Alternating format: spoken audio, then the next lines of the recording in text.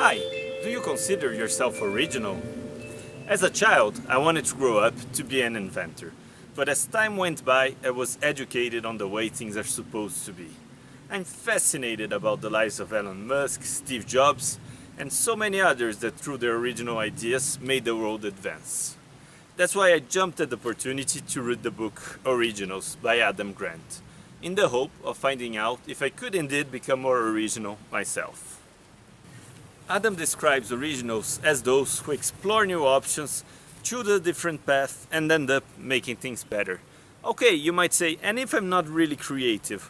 Well, the good news is that more often than not, the breakthrough from originals doesn't come from creating something that's completely new, but from applying the knowledge from one field to another. In that way, it is your personal experiences unique to yourself that will be your best strength in finding opportunities. Okay, but if I'm risk adverse, it's true that originality involves risk taking. However, the most successful originals aren't risk junkie. They are those that manage to limit the intrinsic risk.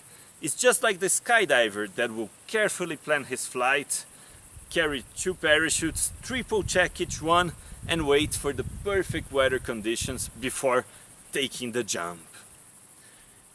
In fact, a study showed that entrepreneurs that kept their day jobs while launching a company had 33% less odds of failure than those who quit to start a company. Don't you find that counterintuitive? In fact, it was their risk aversion that allowed them to build more solid companies and avoid the risks that could end up destroying their company. To become more original, you can start by taking more control of your work and your life.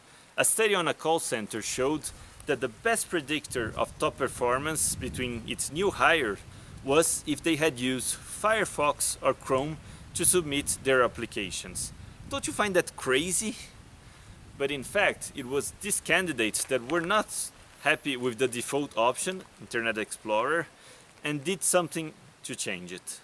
It's more likely that they will do the same once in their jobs. Just knowing that you are in control of your job and your life makes it much more likely that you will take the needed action to make things advance.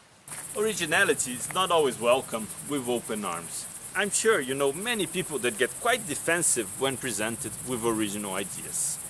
What is interesting is that how originality will be perceived depends on the status of the person presenting it. If the person who has the idea is highly admired, people will allow him to deviate from the norm. Watch out, this makes it much harder to change the status quo coming from the bottom. It is true that originality often requires defining the norms. Okay, does that mean that when educating my children I have to choose between fostering originality and teaching them manners? Luckily, not really. In fact, Adam describes that the key out of this dilemma is to educate your children around values and character, and not around obeying the rules. So next time, don't just tell your boy not to kick his sister. Tell him how a nice boy like him wouldn't want to hurt his sister. To sum it up, you can become more original. Start by taking more control of your work and your life and believing that you can create the change you want. Also, dare to take those risks, but remember to build a safety net before going for it. Finally, watch out for how your originality will be perceived if you don't have the needed status. In the end, remember that not trying will probably cause you more regret than failing. Well, thanks for listening, feel free to share, and I hope to see you again on this channel. Bye!